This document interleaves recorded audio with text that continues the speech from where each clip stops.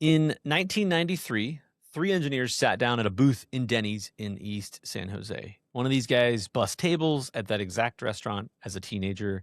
They ordered some bottomless coffee. They sketched out a company on the back of an idea that would someday have regular people wanting 3D graphics on the home computer. Crazy idea, I know.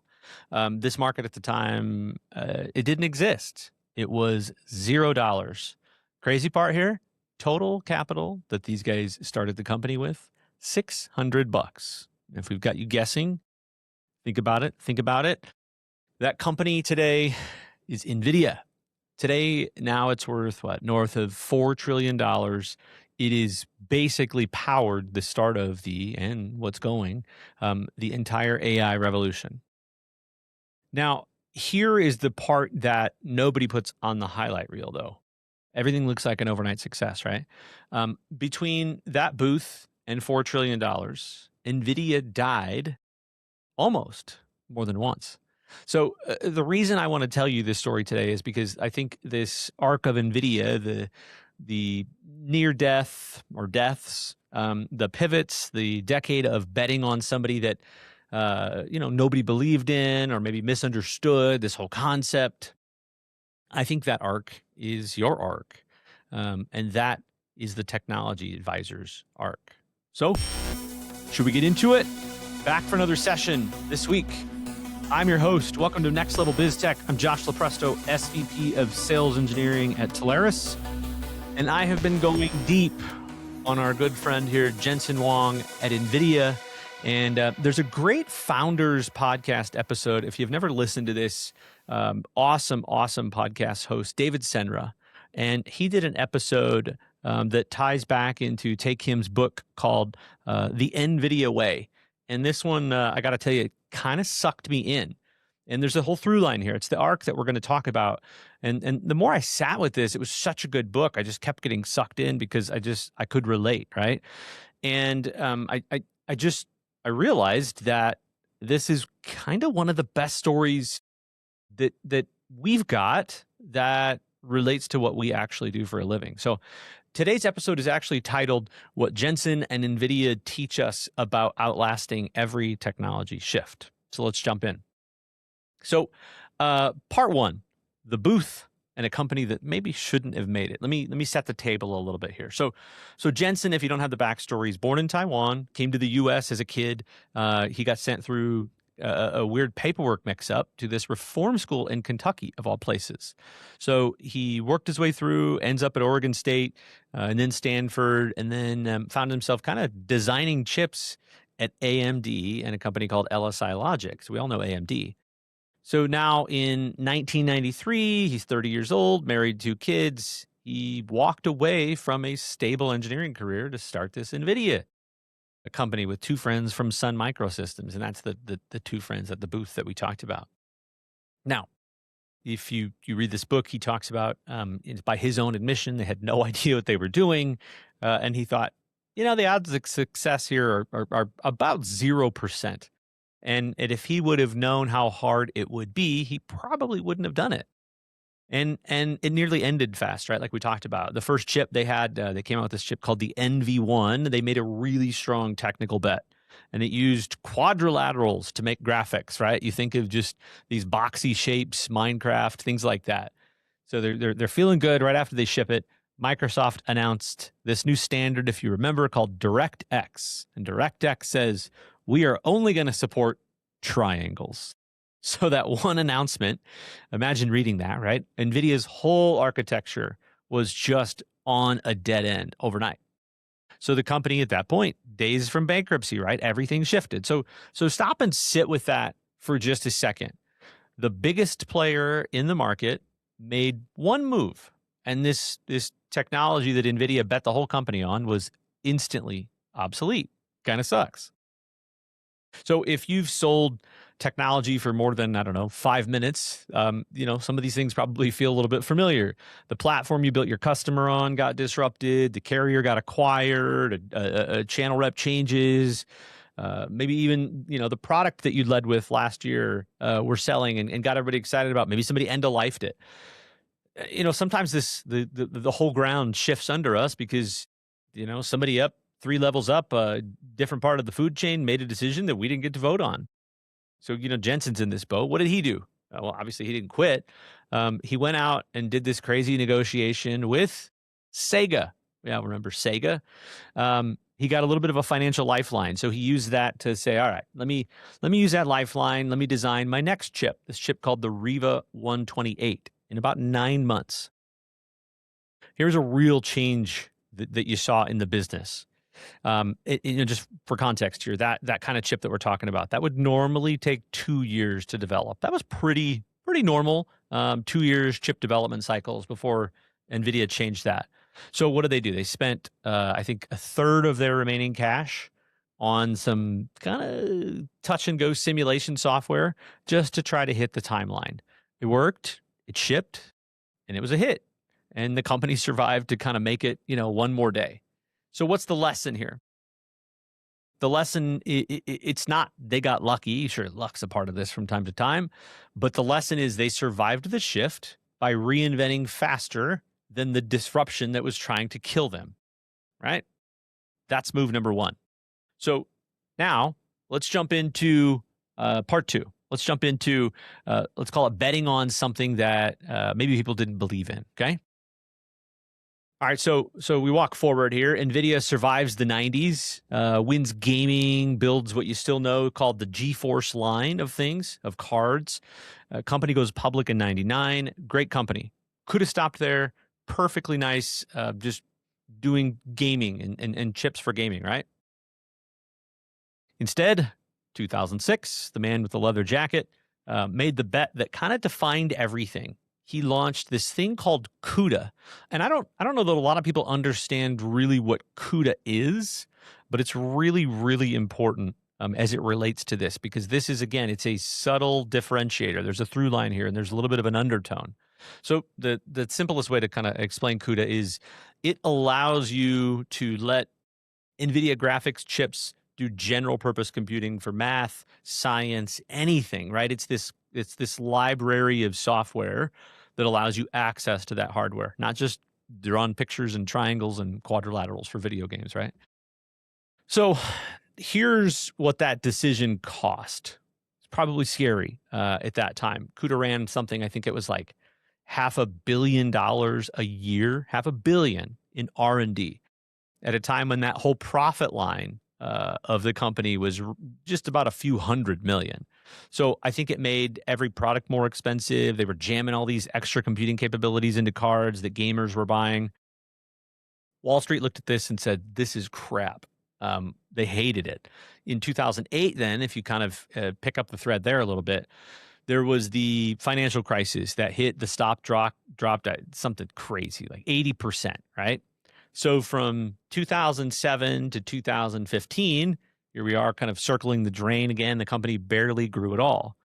So when Jensen stood up and launched CUDA, the room was silent, right? The market's reaction to what was the company's most important bet was like, okay, yeah, just shrug it off, right? And you kind of had this whole decade of doubt. So you think about the conviction that takes. So for 10 years, his own engineers have said Wall Street expected CUDA to be a complete failure that ended the company. His own engineers. So 10 years of building libraries, writing documentation, supporting all these university researchers, just trying to get mind share, laying down this infrastructure for traffic that did not yet exist. Sound a little bit familiar there? Look, it's like it's building the road before any cars. It's building the electric car company before there's a charging network. There's a lot of comparisons here. So 2012, you got a team out of the University of Toronto, entered an AI image recognition contest with a neural network they were calling AlexNet. So they trained it on 2 NVIDIA gaming cards using CUDA. And not only did it win, it just wrecked the field. And in the book, right, it talks about there's a lot of competition at that time. There was a couple of people vying, hard to tell who was going to be what.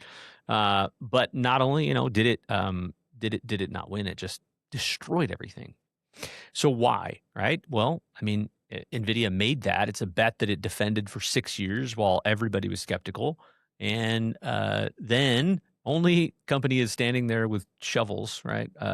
When this gold rush starts, I guess.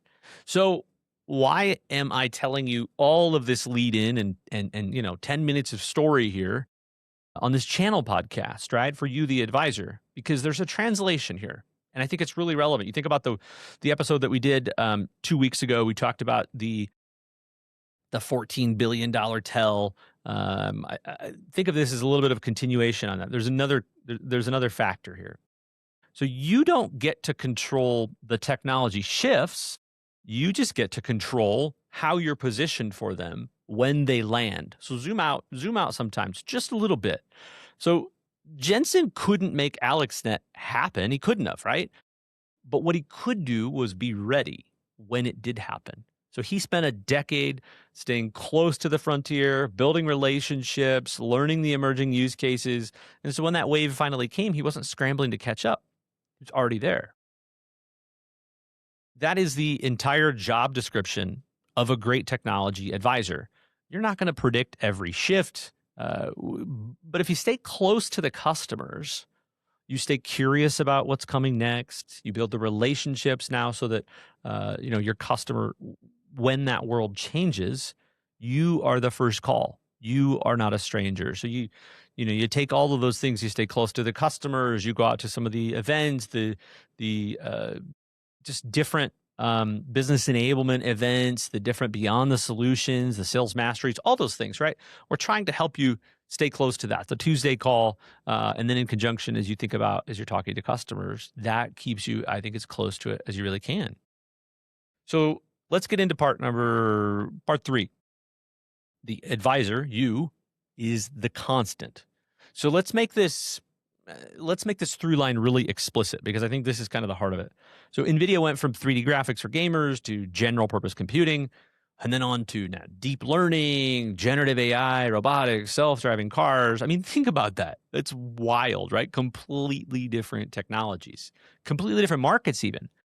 But what was the one thing that stayed constant the whole time? Jensen had this discipline of the company that he built to stay with it, be ready. So here's our version of that. The technology that your customers buy is going to keep changing. You are the absolute constant every single time. So think about everything. Let's back way up for a minute. All right. So think about everything that's been changing in this channel in the years that you've all been doing this. We went from selling circuits, MPLS to SIP, and hosted voice comes out, and the cloud comes out. Remember, everybody said that the cloud was just going to be for dev and experimental. It wasn't going to be production. And then it was SD-WAN and SASE and cyber and contact center, CX, and now here we are with AI. Every single one of those was supposed to be the thing that disrupted us all. Why would anyone go to the advisor to buy the cloud? They could just click a button here, right? Just go to the website. And yet, here we all still are, still in the relationship, still getting the calls more than ever because it's more complicated than it's ever been. And there are so many reasons why the customer calls you for that. The customer never actually wanted the circuit. They didn't want the cloud instance or the model.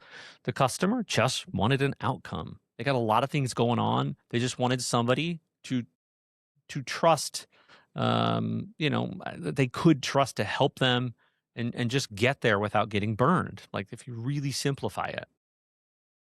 So that's what you sell.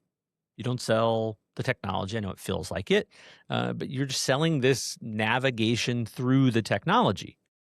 And then the faster that technology changes, the more valuable the navigation becomes, right? Think about where we're at, where we're going with AI and models and different products moving around and vaporware and, Claude here and OpenAI this. And it's hard. I can't imagine being in a customer's shoes right now. There are so many choices, more than there's ever been.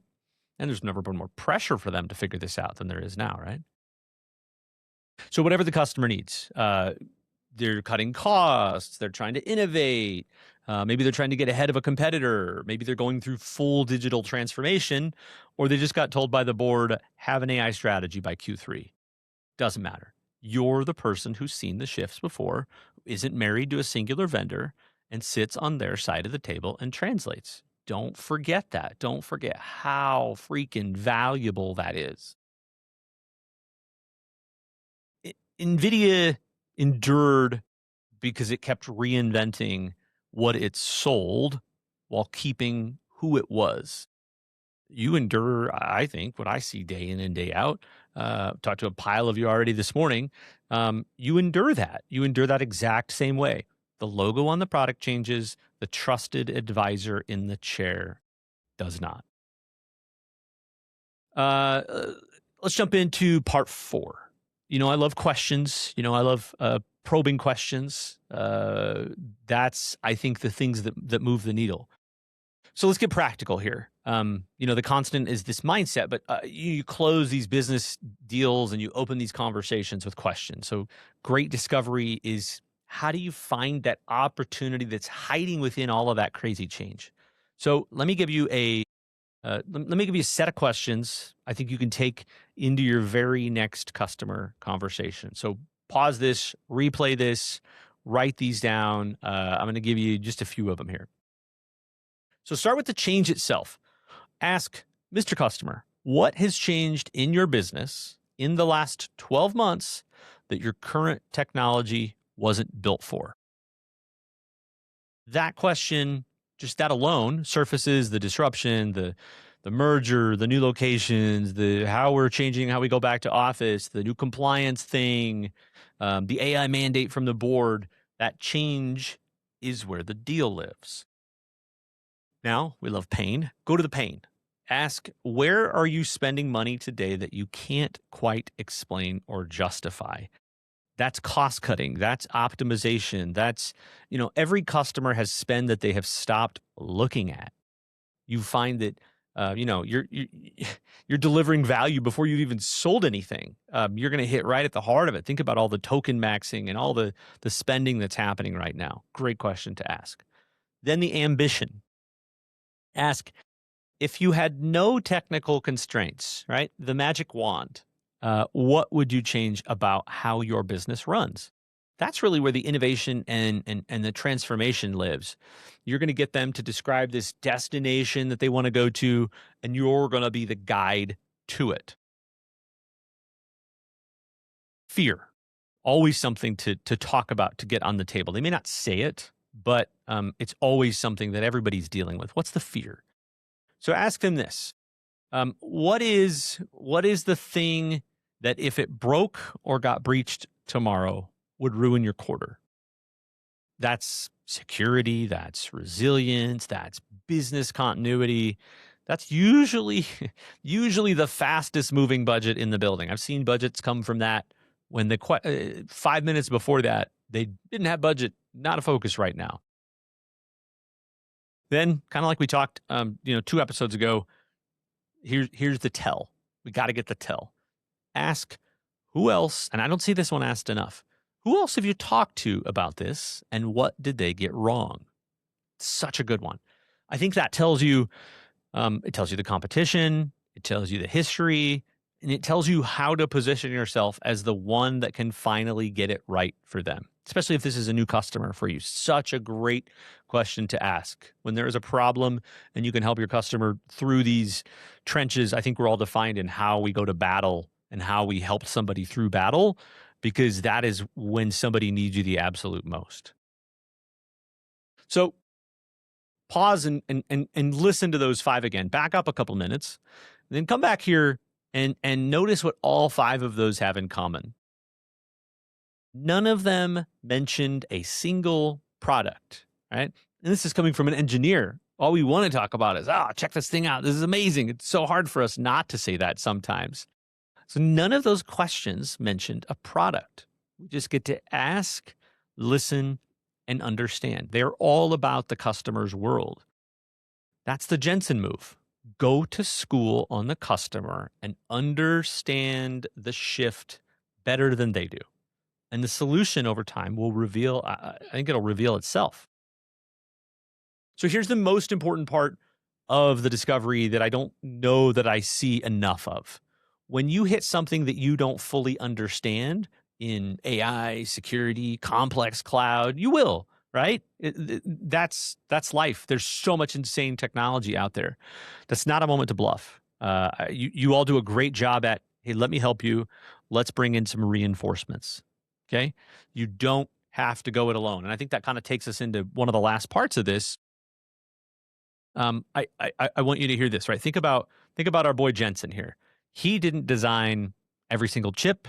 He built a team of the best engineers in the world, and he put them on a stage and gave them credit. That's the whole NVIDIA story, right? It's about a leader that knows exactly where his genius ends and where the engineers begin, who he needs to bring in next. So you have that same thing available to you. You don't have to be the deepest technical expert in the room. If you are, fantastic, but you don't have to be. You just have to know when to bring one in.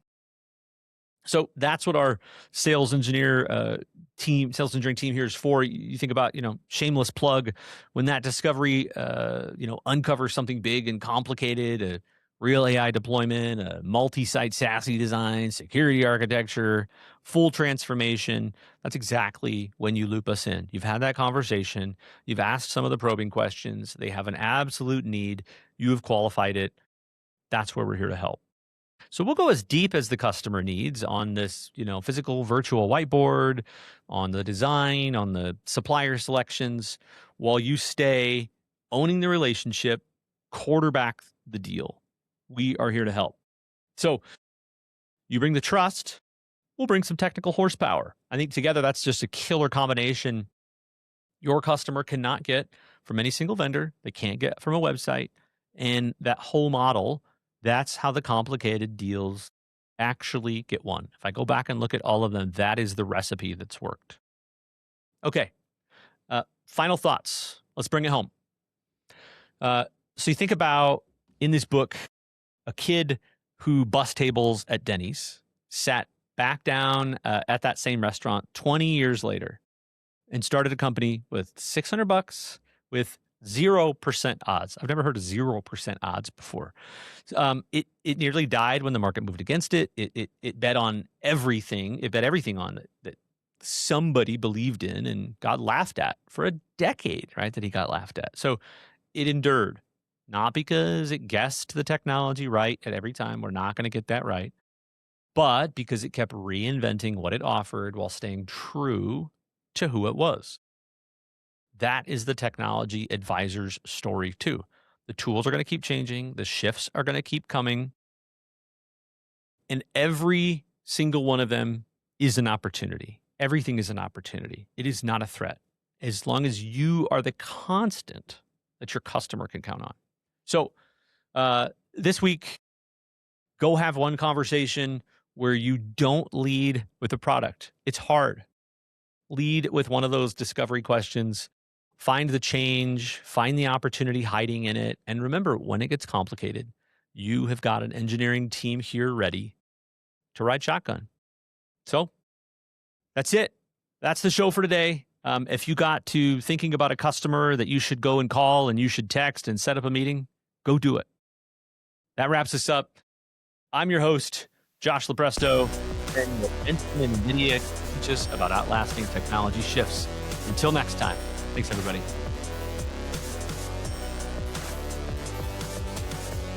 Next Level BizTech has been a production of Telarus Studio 19. Please visit Telarus.com for more information.